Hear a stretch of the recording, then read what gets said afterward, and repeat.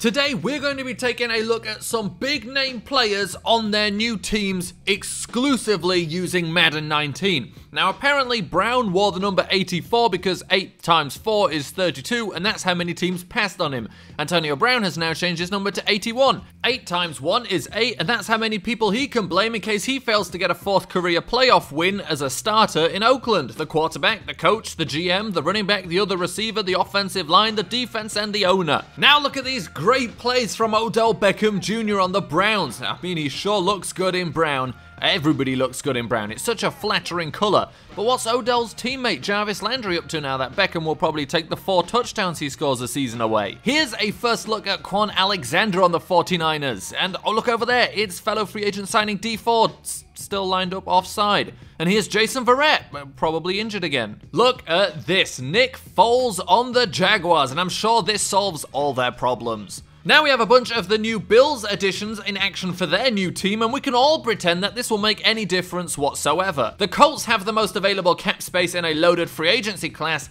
and here is their one single signing. Devin drops them in bunches, funches. Well, they call that one. The Seahawks have lost a lot of talent on defense in the last 2 off seasons, so it only makes sense that they've so far signed 2 guards and a kicker. The Alabama Ravens and Washington Crimson Tide both added much needed Alabama players in Mark Ingram and Landon Collins respectively. Here we have a sneak peek of Golden Tate unfairly being held to expectations of replacing Odell Beckham Jr. To finish off, we have exclusive footage made possible by the incredible technology afforded to us by Madden 19 of CJ Mosley playing for the Jets, and just like the multitude of defensive stalwarts that have graced the Meadowlands, he's struggling to help what is just a mediocre franchise. And staying in New York, let's take a look at Le'Veon Bell, the big name free agent in the Jet Green.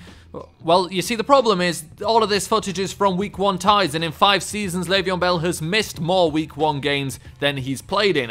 He's probably suspended again, but hey, look at this, it's Jamison Crowder. And now to actually finish off, let's take a look at the rest of the new Raiders. Everyone would agree that Mike Mayock is great at evaluating talent, however, not so great at valuing that talent. He's handing out monster contracts like John Gruden hands out talented players to the rest of the NFL. But before we go, let's see how the reigning Super Bowl champions are gearing up for their title defense.